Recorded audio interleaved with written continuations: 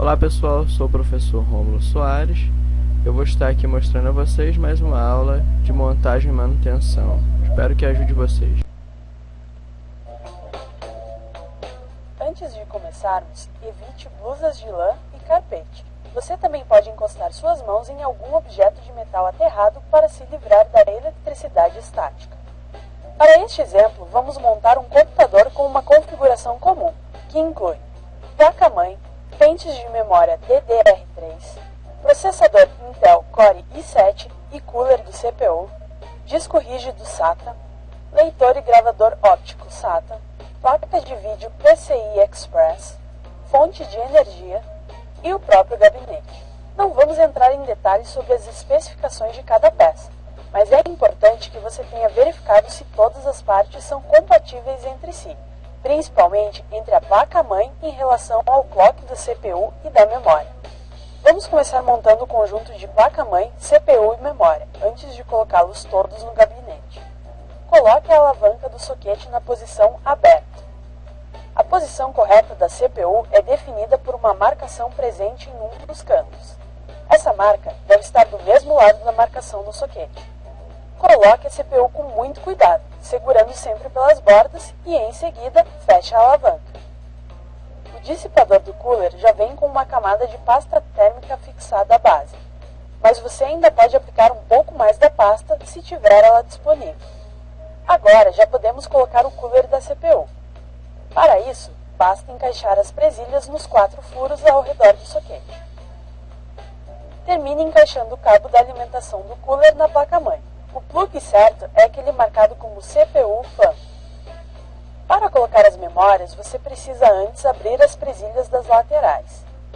Segure o pente pelas bordas e encaixe-o no slot.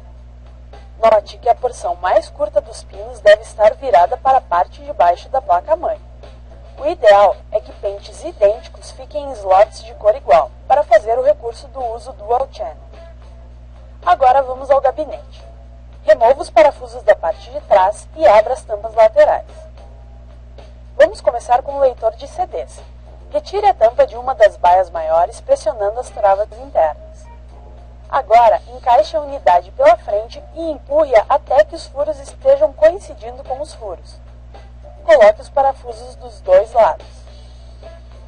Para colocar o HD, encaixe-o em uma das baias menores, na parte de baixo, e parafuse. Uma boa dica é colocar os HDs na parte mais inferior, para deixar mais espaço para a placa de vídeo. Chegou a hora de instalar a placa-mãe. Antes de mais nada, é necessário colocar os suportes dos parafusos na chapa do gabinete. Certifique de que os suportes estão bem apertados e que eles coincidem com os furos da placa. Também é importante que não tenha mais suportes no gabinete do que o necessário, para não danificar a parte de baixo da placa-mãe. Primeiro, coloque o espelho de conectores que acompanha a placa-mãe na parte de dentro do chassi. Em seguida, posicione a placa sobre os suportes e parafuse. São vários os parafusos que acompanham a placa, mas para esse caso vamos usar apenas os menores. Finalmente, podemos colocar a placa de vídeo.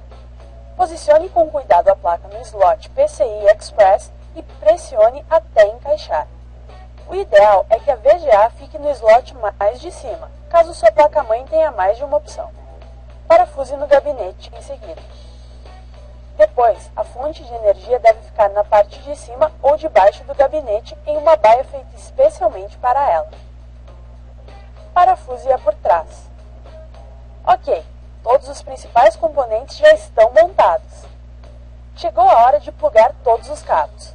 Vamos começar pelo SATA, que devem estar inclusos juntamente com a sua placa-mãe. Conecte uma das extremidades no encaixe do HD e a outra na primeira porta SATA da placa. Geralmente, esses encaixes estão nas laterais da placa-mãe. A posição correta é marcada por um L no encaixe, não tem como errar. Faça o mesmo com o leitor óptico. Qualquer um dos encaixes azuis da placa deve servir. Agora, a parte que é um pouco mais chata: plugar os cabos de controle do gabinete.